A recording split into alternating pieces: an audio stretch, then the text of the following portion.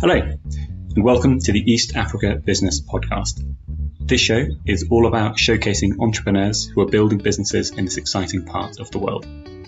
From reading high-level articles about the region, it can be difficult to really understand what's going on, and so my hope is that these interviews somewhat bring it to life, as well as stoking your curiosity to go find out more.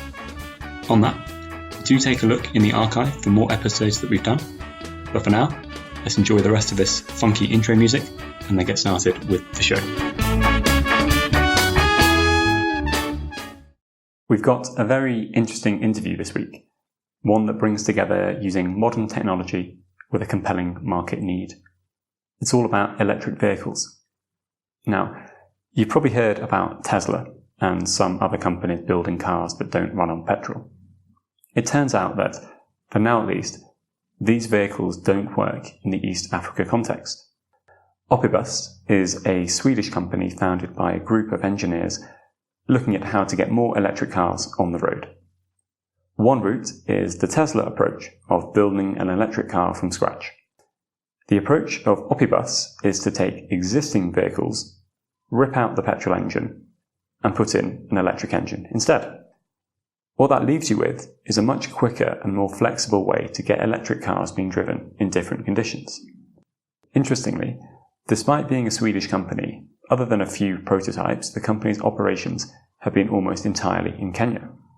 Several factors, such as the presence of lions and elephants, have made it the ideal place for the company to start. You'll have to listen in to understand why. Michael, the head of the commercial side of the business, and I discuss this and all manner of things in this episode, which I hope will leave you feeling positive on the role and room for innovation in the region. Anyway, that's enough from me. Without any further ado, here is Michael. Cool. So we're here today with Michael from Opibus. Michael, welcome to the show. Thank you very much, Sam. It's lovely to meet you. Yeah. So just to get started, could you tell us a bit about you and a bit about Opibus?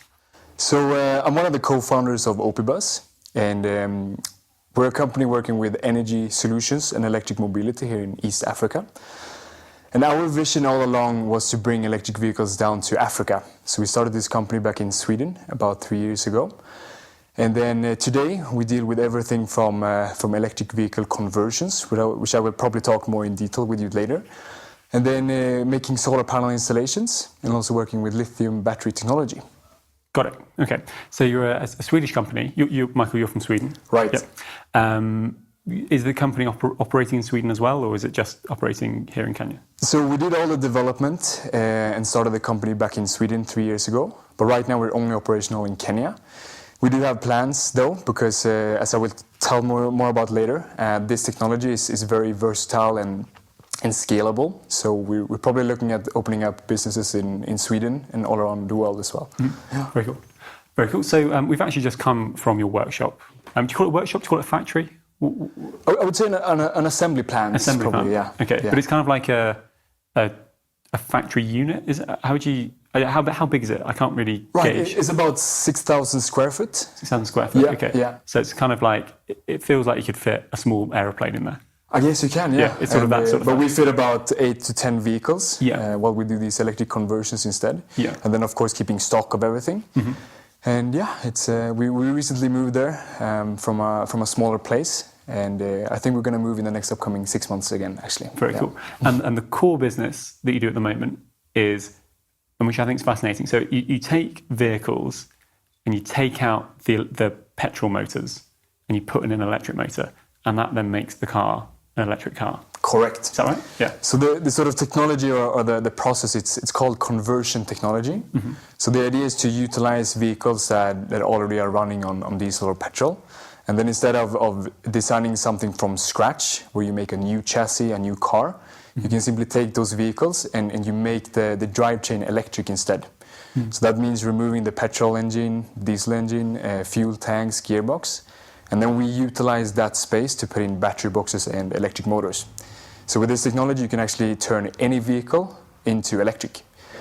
And the idea from the beginning was to have a strategy where we can quite quick implement electric vehicles into Africa. And the problem is that there's not many vehicles that we have in the European market or American market that actually works here.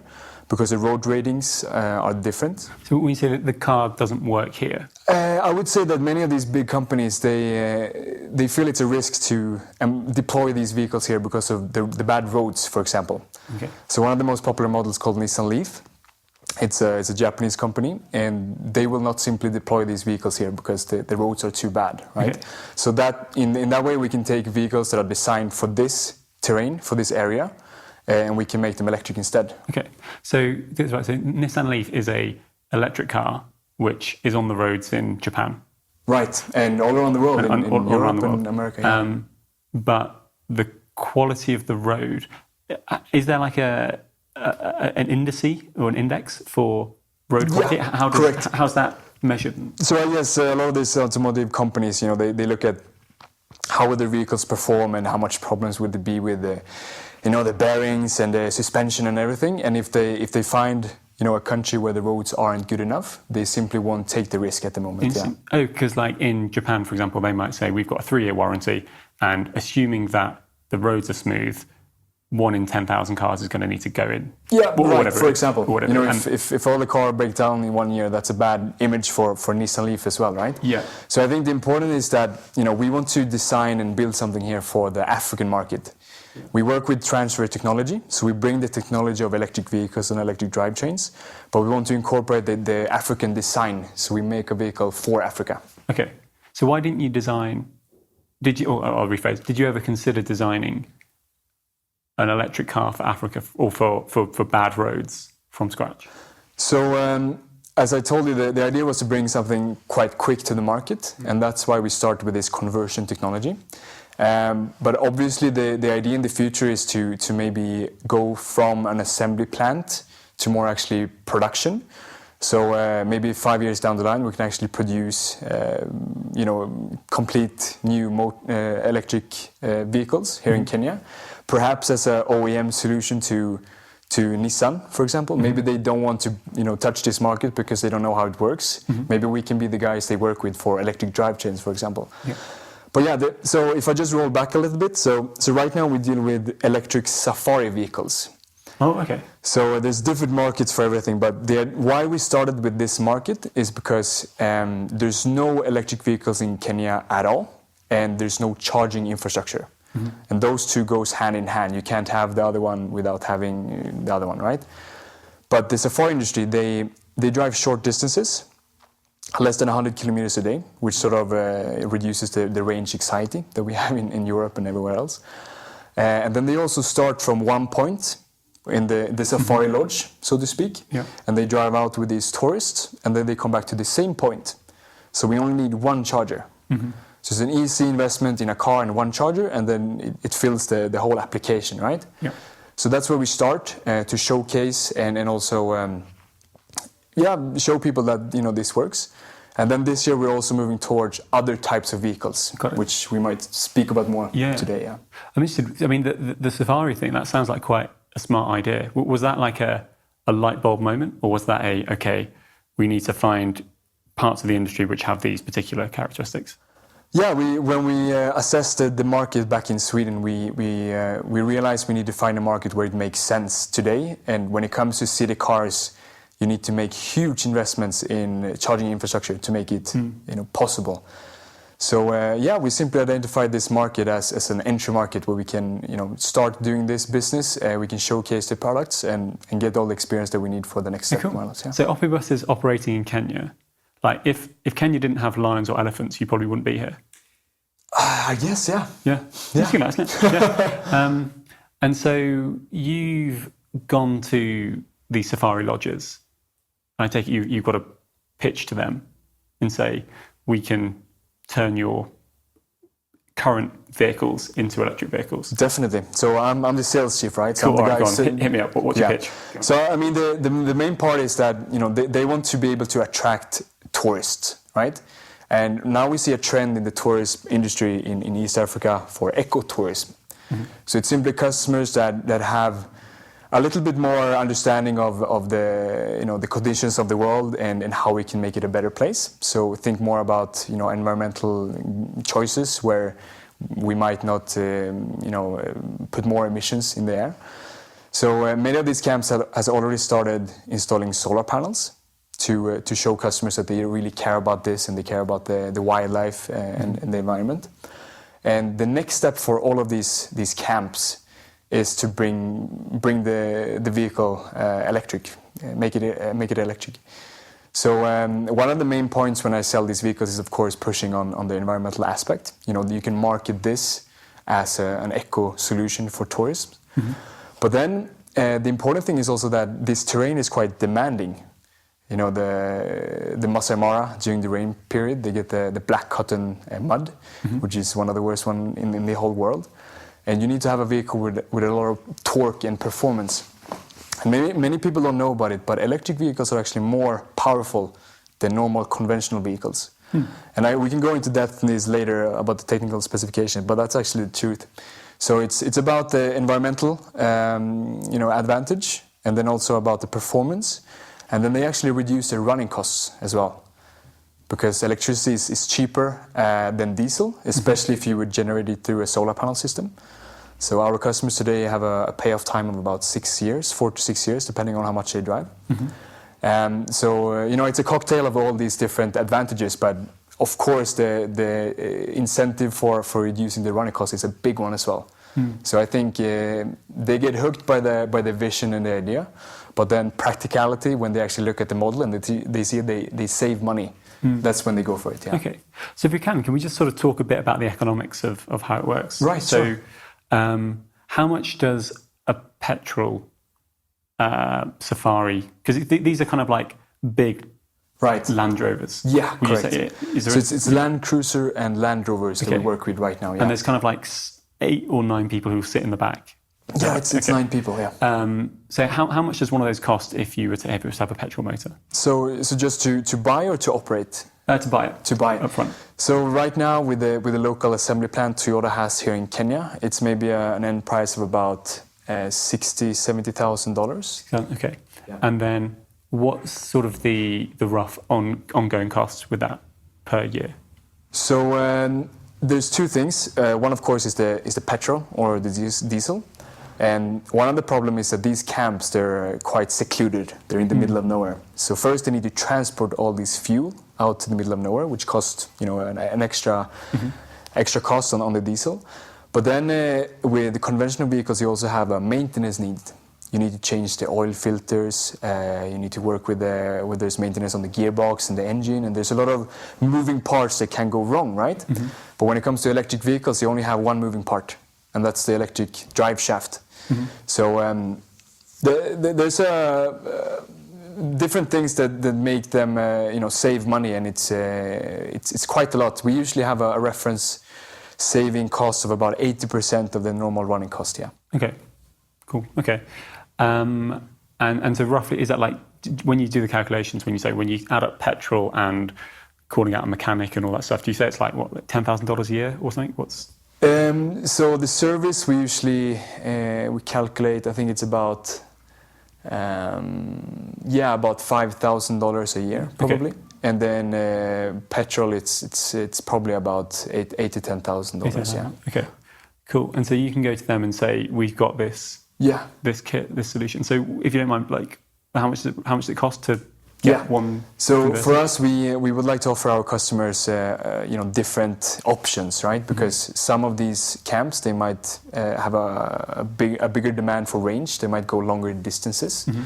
So we have options where we can put in more battery packs. We can put in faster charging. But the main idea, a normal conversion starts at about $37,000 today. Yeah. And that's when they bring their vehicle and we convert it to electric. So that's not the whole car, it's the service of making it electric, yeah. Yeah. And cash up front, do you do financing? So we have a variety of different options, but it's a mix of deposits to be able to secure all the components, and then loan, or we're actually working on PPA solutions as well. What's PPA? So it's when you pay for the distances you drive. So imagine if a finance company, they take the investment, and then they have a contract with the customer. So if they drive 100 kilometers, they pay for those 100 kilometers, right? So they pay off as they go. Yeah. And this model it's been very popular in Europe and in other regions of the world, but I think in Africa it's really picking up the PPA to actually be able to pay it off as you go. Cool. So what does PPA stand for? So it's Power Purchase Agreement. Power Purchase Agreement, and it basically means pay as you go. Right, basically. correct. Very cool. Okay. Has it been a tough sell? So I'm the sales chief, and it's been going great. I mean, the idea of bringing fully carbon, neutral vehicles to the safari industry.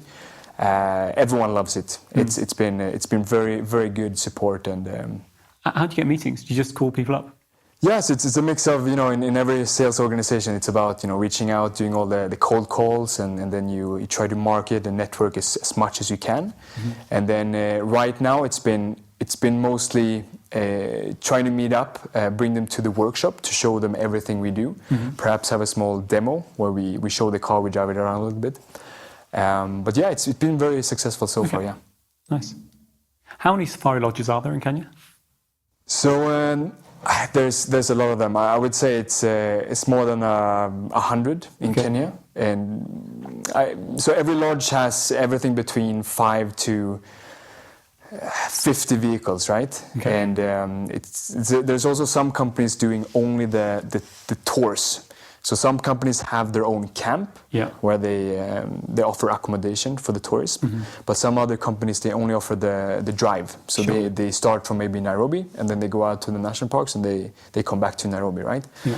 So in total there's probably several hundred thousands of these Land Cruisers and Land Rovers out there. Really, several hundred thousand? Yeah, it is. And I mean, this sort of model with Land Cruiser, it's been very popular not only for the safari industry but for any type of purpose, because the roads are bad, right? And when you, for example, KPLC, the big power generation company here in Kenya, they do a lot of utility rounds where they go out to the off-grid systems they have and all these power stations, where they need to have vehicles where they can, get through the terrain. So these types of vehicles are very popular in Kenya. Yeah. All right.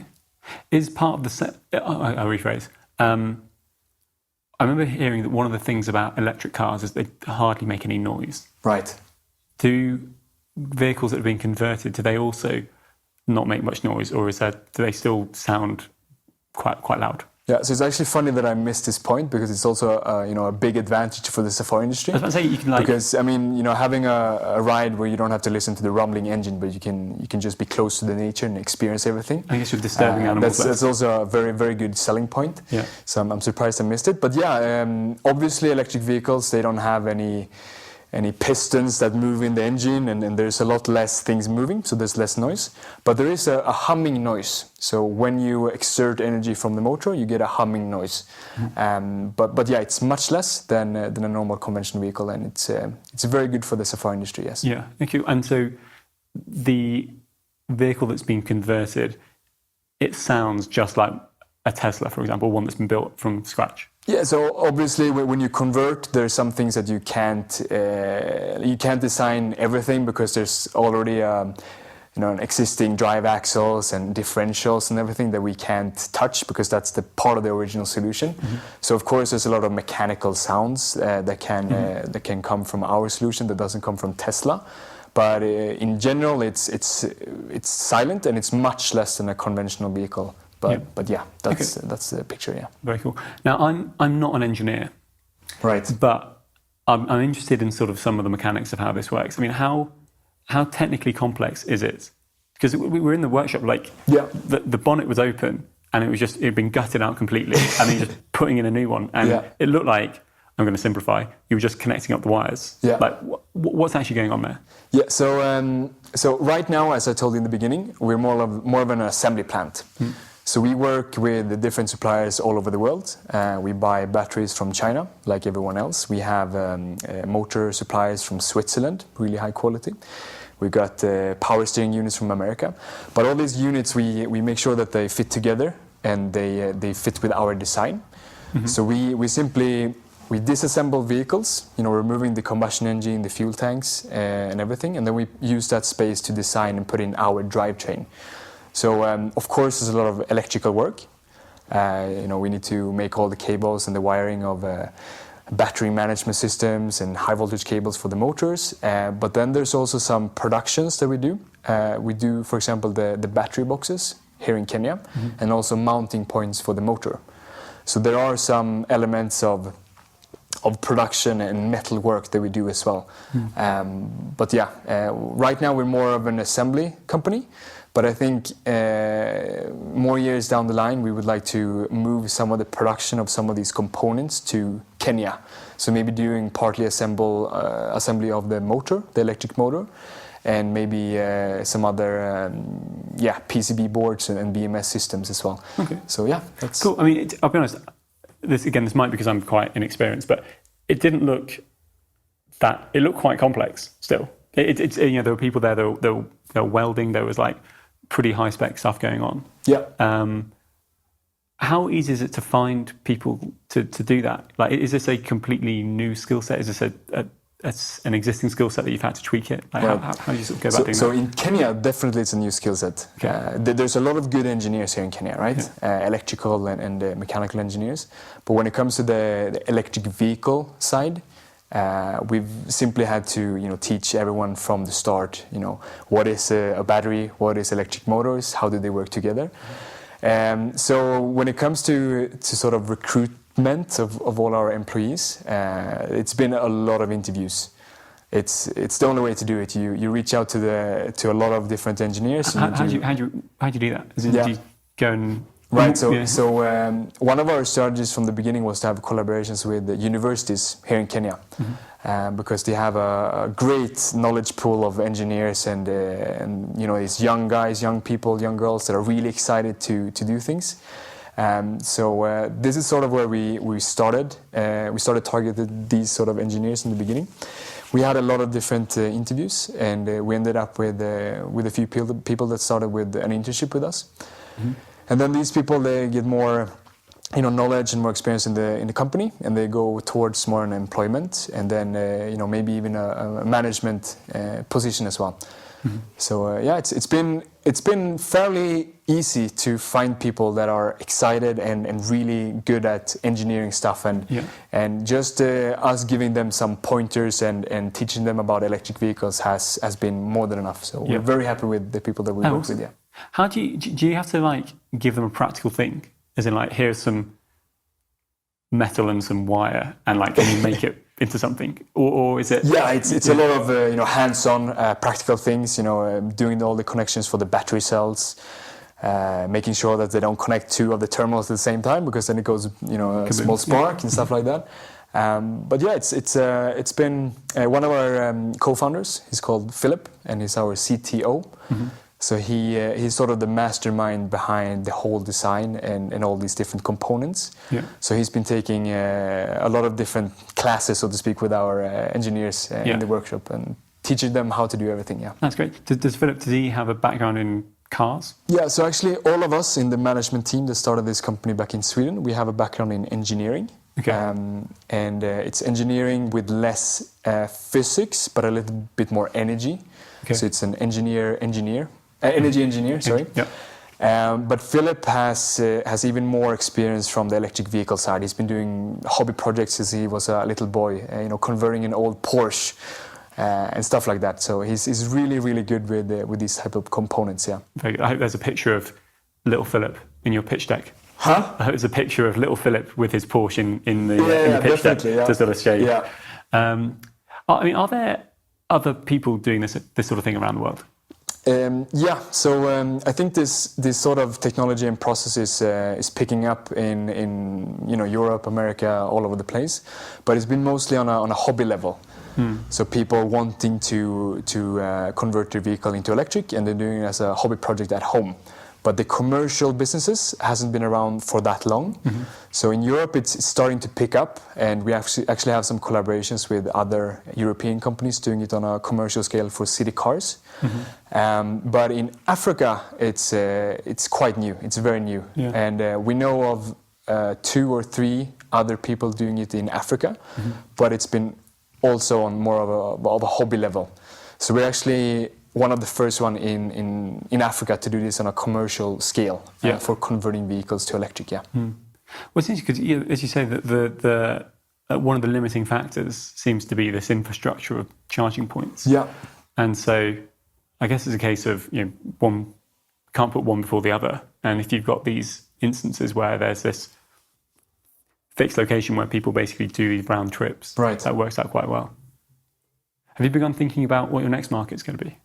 Yeah, so I don't know if I mentioned it yet, but the safari industry is the entry market. Mm-hmm. And then today and this year we will move towards electric motorcycles, mm-hmm, and also electric public transport buses, which is called matatus down here, mm-hmm, in East Africa.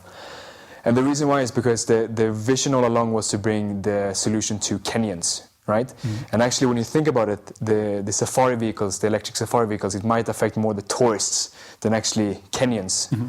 So it had to be our entry market because of all the reasons I've been discussing about before. But we really want to move towards the cities and give a solution that everyone can benefit from. And as you probably know, it's quite struggling for many people in Kenya working with Taxify, all these taxi services, and also motorcycle taxi services. And if we can give them a solution where they can save, $3 or $4 extra every day, that's just massive for them. Mm. So I think we really want to bring this to Kenyans. That's the goal. Yeah. Cool. What's the pitch going to be to motorbike taxis? So for context, like a very common way to get around Nairobi is to hail a motorbike, and then you'll sit on the back, and the driver will give you a helmet, and you'll go and drive around, but you'll be sort of sat on the back of this motorbike. Correct, yeah. That's a very common way of moving about. So you're saying that you're going after that market, or the people who own motorbikes for their personal use? No, so it's the commuter business, yeah. Okay. So as you said, there's a lot of motorcycles, or bodabodas as we call them down here, mm-hmm, that makes the transport industry work in Kenya because they drive people all over the place. It's a very cheap form of transport. And as I said as well, there's a very big group of low-wage people that does these services. And I think if we target that market, it's partly the volumes. There's a lot of these boda businesses, and then also targeting a group that really can benefit from this. So it's important for us to make a social impact, right? Yeah. But I can tell you more about the motorcycles if you want. So mm-hmm, the idea is to target this market and make an electric motorcycle. They can go about 50 to 80 kilometers on one charge. But the difference is that we want to have a battery swap system. So you can actually, when you charge the vehicle, you remove the entire battery from the motorcycle, you're putting into a charging rack, and you take a new one and putting into the motorcycle. Mm. And this means that we effectively charge the vehicle in 10 seconds instead of waiting hours, right? So by having this system, it's really good for us because we can sort of implement a new charging infrastructure that works for our bikes, mm-hmm, and it's also good for the consumer because they can quickly charge and just continue with their services, everyday services, instead of waiting. Yeah, consumer here being the motorbike driver. Yeah, correct. Yeah. Okay, and so what's your pitch to the motorbike drivers? So it's simply. We want to offer them a solution where they can lower their operational cost. Okay. Because for these guys, they don't care that much about the environmental aspect, right? Yeah. But they do care a lot about their finances and everything they spend on fuel every day. So we offer them a solution where they lower their running cost from day one, because we will work with financing options and leasing and everything, and asset finance companies. And then offer them a solution where they can go with electric motorcycles and swap them with batteries. Yeah. So will this also be a conversion, or will this be getting a motorbike that's built specifically for this? Right. So in the beginning, it will be a sort of converted bike. So we will take frames that are already assembled here in Kenya, mm-hmm, and then putting our electric motor and controller and batteries. But a few more months down the line, it's going to be a completely new design that we manufacture from scratch. Okay. Because this is it's easier to design and produce a motorcycle than a whole car. It mm-hmm, takes less money in development, and it's more easy to do it. Yeah. Cool. So if I'm an existing motorbike taxi driver, if I come to Opibus, will I be still using the same motorbike I'm driving? So no. So you will... What I'm saying is that the first customers that we have right now will not be the battery swap system. It will be targeted more towards maybe commercial businesses that do logistics specifically for their own company. And that's where we're going to get all the pilots out, all the first products. And we've already have an order of about 50 motorcycles going out now in October. But the next sort of the big phase for all the commuter bikes will be a complete new solution with a battery swap system. Yes. Okay, so if I'm a motorbike driver and I'm wanting to be part of the Opibus system, I will have to get a bike specifically made for the Opibus. Yes, correct. And the idea is that already today there's asset finance companies that finances these motorcycles on the market. So an asset finance company takes the risk of investing in the motorcycle, and then the driver pays it off daily, every day. He pays a little bit every day. And since these financial solutions already exist, and these drivers are used to it, we can just tap into the same system, right? So we can then offer a motorcycle with an asset finance companies, so they don't have to pay anything up front. Nice. How much does a motorbike cost? So if we would sell it as a one-off to maybe these logistic companies that I talked about in the beginning, it's probably about $2,000 to $2,500 for a motorcycle. So it's not... No, and a new really cheap TVS that is imported from India is about $1,300 today on the market. Okay. Yeah. But then they would pay quite a lot in petrol and maintenance costs, right? Yeah. Do you, I kind of get the economic argument. Do you foresee any, or has there been any resistance in just the notion of an electric vehicle and what if it rains? Or what if we run out of power? Are there any of those sorts of other challenges or things that you've come up against? Yeah, I mean, we always get the same question about, if it rains, what if there's night, there's no sun, can it operate? Yeah, there's a lot of these questions, and obviously it's about, teaching people how it works, show them how it works as well. But the main idea for this market is that they want to save money, and if they see a solution that brings down their operational cost, they will jump on it. They love it. Yeah. Very cool. Okay. So we've got that. So we've got safari cars. We've got Boda. Yes. The motorbikes. What do you say after? Did you say something after that? Yeah. The last or the next market would also be public transport buses. Yeah. So it's very interesting because the more you drive every day, the more you actually save. Because that's more kilometers that you don't have to put petrol into your car, and you put electricity instead, and it's cheaper. And these matatus, or the public transport buses, they drive long distances every day. It's up to 500 to 700 kilometers a day. Really? Yeah, which is insane. Some of them operate inside the city, but some of them operate interconnection between cities. So maybe Nairobi up to Machakos or Nairobi to Narok or stuff like that. So since they drive so long distances, the economic model for them it's crazy. If we offer a solution today to these public transport buses companies, or SACCOs as they're called, they would have a payoff time in 1 year. Wow. Okay. And the battery engine is able to live up to 500, 600 kilometers a day. So there's a few things we need to do to make this application work for them. I think the range for one of these public transport buses will probably be maximum 250 to 350 kilometers. But the good thing is that they don't drive 700 kilometers in one go. They drive maybe 150 or 200 in one go, and then they stop. They wait for people to get on the bus, and then they go back. So while they do these routes, in total they make about 700 kilometers a day. And this means every time they stop at one of these end stations, they have time for charging. And when we've been talking to these companies today, they wait about 1 hour before they fill the vehicle for the next round. And this hour is perfect for charging. Okay. And I guess, so I suppose, again, this is another example of you don't need the full network of charging stations. You've got in this case, just the 2 points. Correct. And this is so interesting because usually if we want to implement charging infrastructure in Kenya, we need to have huge governmental support. a lot of grants and money and investments, and right now the market isn't that mature. So I think the Kenyan government, which we might talk about later as well, they are not ready to do these sort of investments. So this means we have to do it ourselves. And the matatu, or the public transport bus industry, is quite interesting for this, because we don't have to have chargers everywhere, because we have to have one charger at one end station and one charger at the other end station. So it's 2 chargers for one route, and that can make one route be operational on electricity instead of diesel or petrol.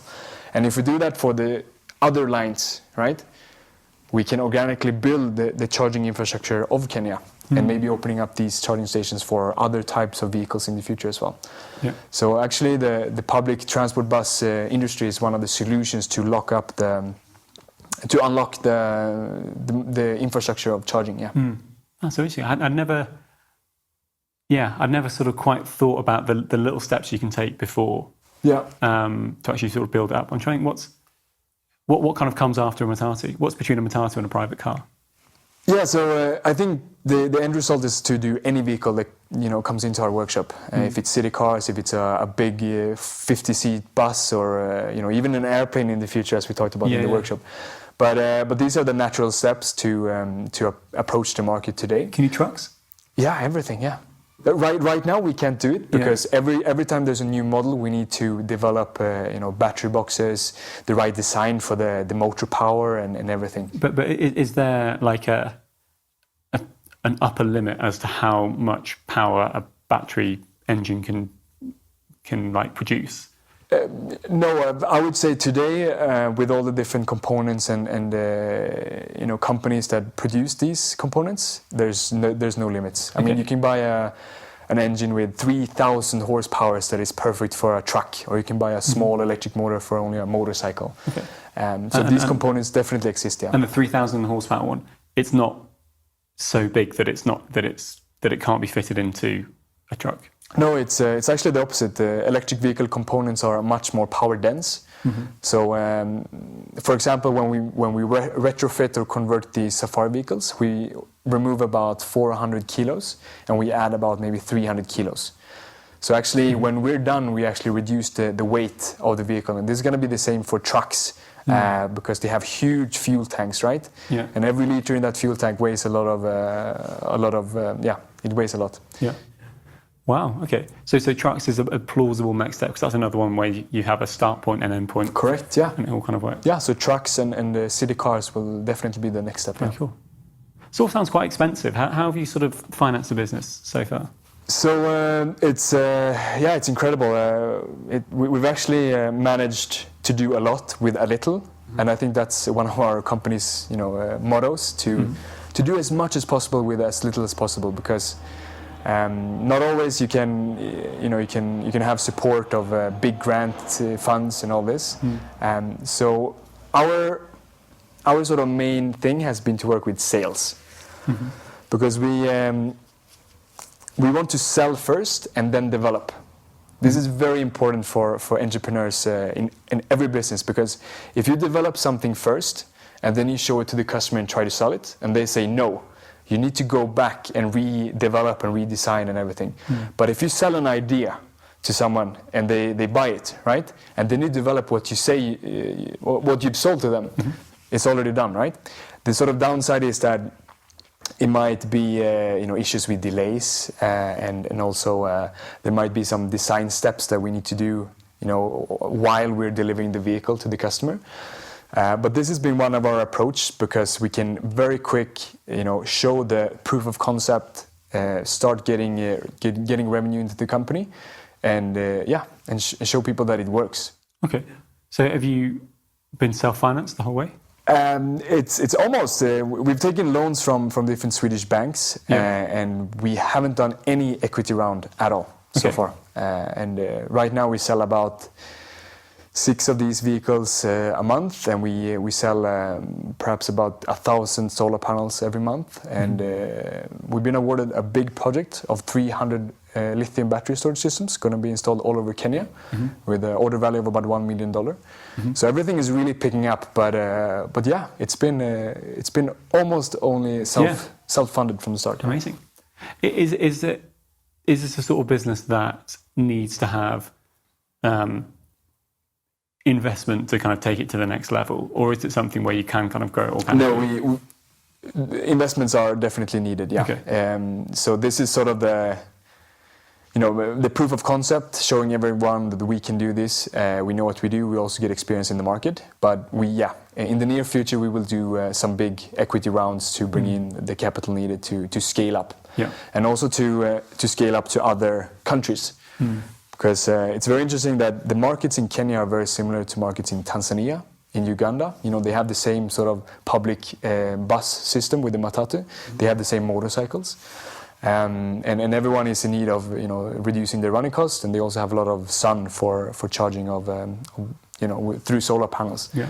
So I think definitely in order to scale up, we need to have investments. Yeah. Okay.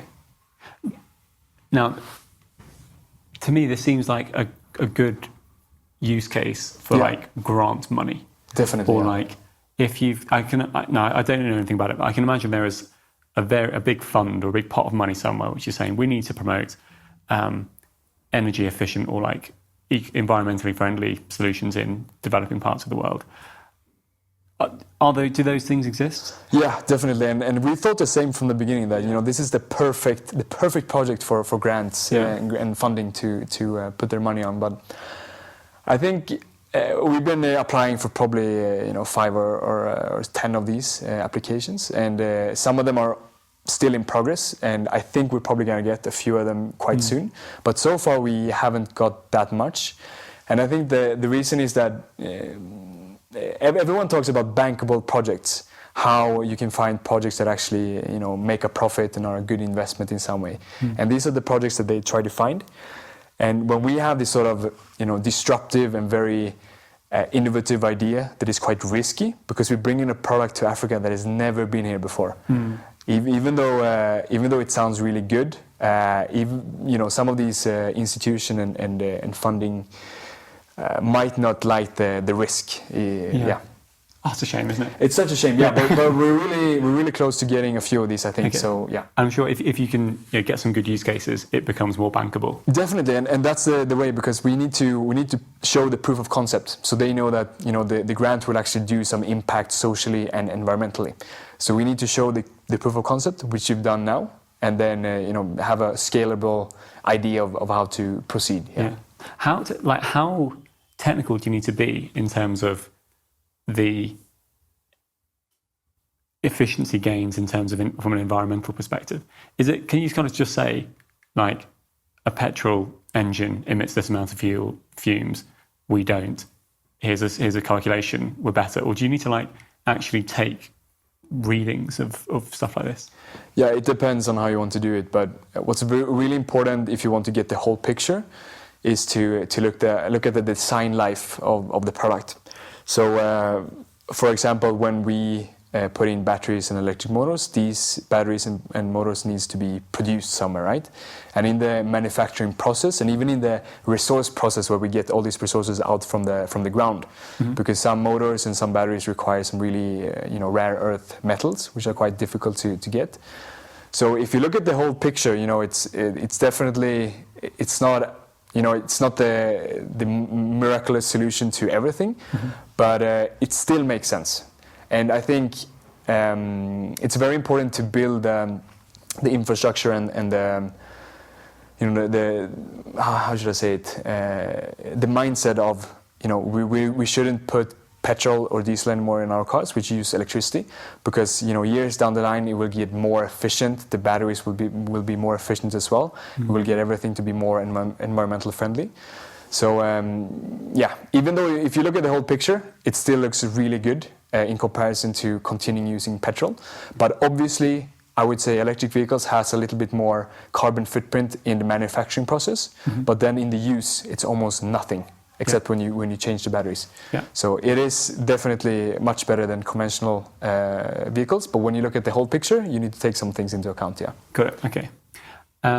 So with this all being said, even when you've been able to demonstrate that this is a really bankable investment, do you feel is there enough grant money out there where you can just kind of scoop it up and not give away too much of your business?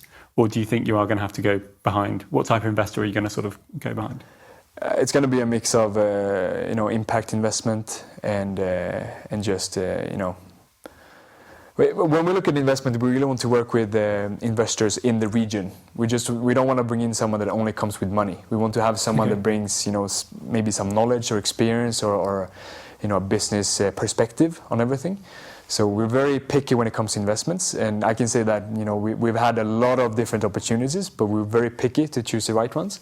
And I think you shouldn't, if you have enough cash flow and everything works well, you shouldn't stress it out too much. Mm-hmm. Obviously, everyone wants to bring in the money to make the big expansion of the scalable project. But I think as long as you have a viable product that brings some revenue, I think you can take it a little bit slower than other VC companies usually say.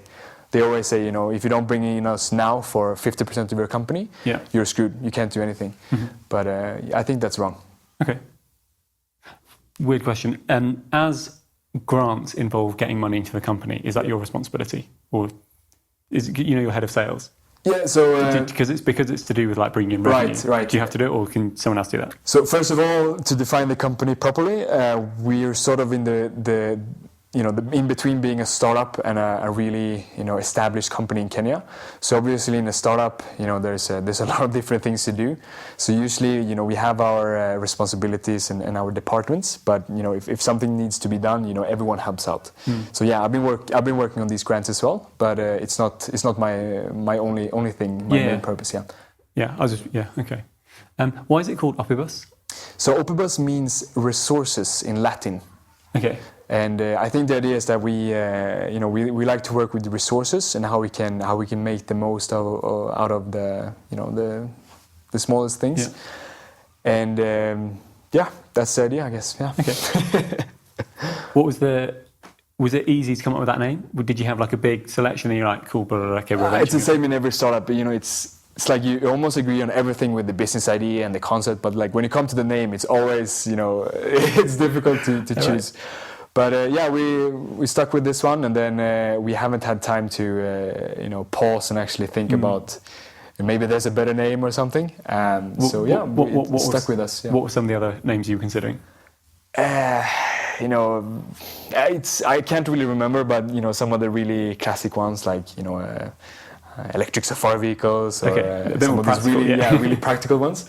But we really like the name now, and I think whatever name you choose, when you become an established company and more people get to know you and the company and the image, it just sticks and everyone likes it. So I think Opibus is quite established now in Kenya. Nice, yeah. Cool. So we'll just do a few more questions. Yeah, sure. That's all right. So company's been going for a few years now. You've been in Kenya for 12 months. Right. Say. What have been some of the surprises, both positive and negative, you've had? So if you compare, roll back the clock 12 months, if you were to say, in a year's time, this is what Opibus will look like. Yeah. What are some of the surprises you've had in terms of positive and negative with how it's been? Positively, the market has responded really well. Mm-hmm. There might be we haven't got that big yet, but there might be a push in the future from oil companies that has connections to maybe some ministers or someone up in the government that might want to quiet us down or maybe want to push us in another direction. Yeah. So there's a lot of these forces that we thought could be an issue, but it hasn't been so far. And I think we've had sort of a stealth strategy where we develop and then we just go big, so no one has time to really put us in place, so to speak.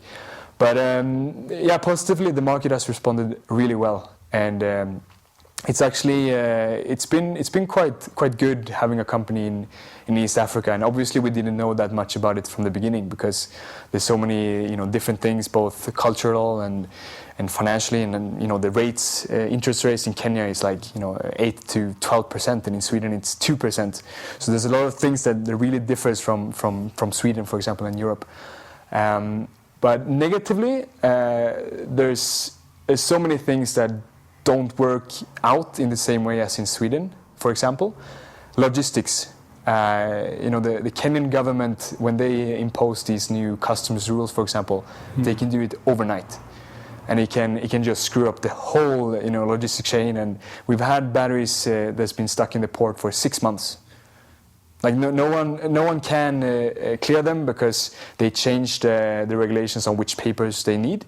But the products has already been sent before they changed it. Oh. So there's just these nightmares that are so difficult to foresee. And then obviously corruption. Mm-hmm. It's a big problem in Kenya and Africa as a whole. How much have you faced it? Yeah, so you face it every day, almost. It's everything from traffic police officers to at the customs or stuff like that. But we have a policy where we don't do anything that has to do with corruption. So, for example, the example when we had to wait 6 months, we could probably pay someone off or stuff like that to make it happen faster. Mm-hmm. But we just simply said no, like we're not going to do it. And finally, it worked out, but it takes longer time, and it really it screws up the whole plan. But corruption has been a really really negative thing for operations down here, and I think we've been managing it so far. But there can be a time when just other companies would pay off the government and they get all the products and projects. A Chinese company coming in and doing exactly the same thing, but they give $200,000 to the top minister, and then maybe we will be out of business. Yeah. And these things are so difficult to foresee. Also the elections. Mm-hmm. I don't know how much you're informed about the elections last time. It's quite aggressive, and it really affected the tourism industry and all the businesses in Kenya. Mm-hmm. And this happens every 4 years, if I'm not mistaken. Yeah. Mm-hmm. And that's also a risk. Every 4th year, maybe you just shake the market completely, and you can't do business anymore. Mm. So there's a lot of risks, but we've been managing everything so far, and we're really happy to work here and really put these new solutions to Kenya and East Africa. Yeah. Fantastic. And people who are listening who might be interested in Opibus either for themselves, let's say they run a safari lodge, or they're interested in just learning more about the company, what are the best ways in which people can sort of learn? So I think going into our website, the opibus.se, as in Sweden. We're going to get a Kenyan... Yeah, we're probably going to get a Kenyan soon as well. I'm actually the guy designing the website, and I'm doing all the design work for all the brochures and everything. Mm-hmm. But sometimes it's difficult doing the big deals and doing the design at the same time. Mm-hmm. So we're probably going to improve that. But going into the website, sending us an email, there's contact details to all of us in the management team. Mm-hmm. So if you're interested in sales, you can contact me. If you're interested in something about the technical stuff, you can probably talk to our CTO. But yeah, in general, send us an email or call us. That's the best way. Very good. Nice one. Well, cool. Michael, thanks so much. Perfect, Sam. Thank you very much. Before we head, just a quick moment to say thank you for listening. You can see show notes for this episode by heading to the new website, www.theeastafricabusinesspodcast.com. If you'd like to learn more about the show and the work we do, then you can have a bit of an explore on the website and also subscribe to the various places such as Facebook, Twitter, YouTube, and email. Finally, if you felt this was a good episode and you've been enjoying the show recently, then please do consider leaving a rating for the show on Apple Podcasts or Spotify or wherever you listen. You could also tell a friend who's curious about these sorts of businesses that we feature, and indeed, if you know of a business that you'd like to be interviewed on the show, please feel free to reach out via any of the channels mentioned above, and we'll see what we can do to have an interview and showcase them on the show. In any case, have a great week and speak to you soon.